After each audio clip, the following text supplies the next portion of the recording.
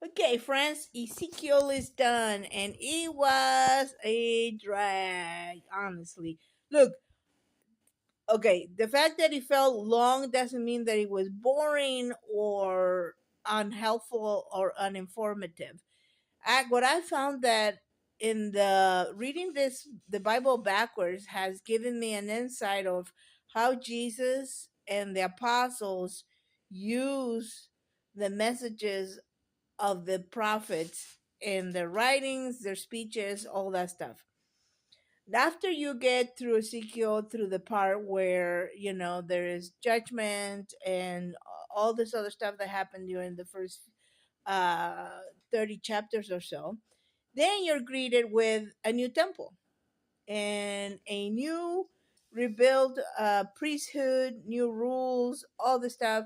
They're gonna sound like the same as the rules and regulations set forth by Moses and Sinai. So this is supposed to remind you that we are starting over.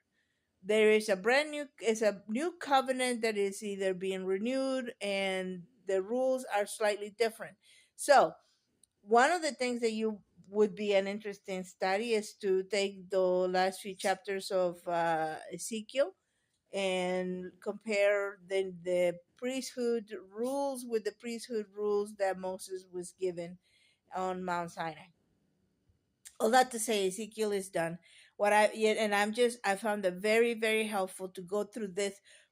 You won't be able to absorb everything, but when you go this fast, but what you do is your mind is still fresh from Jesus and the apostles, and so when Ezekiel says things, does things, uses metaphor and poetic language, it reminds you of the things that Jesus, Paul, and all the apostles said in the New Testament. And I was able to read Lamentations last night. It's about 5 chapters, and that's whoa, that's sad.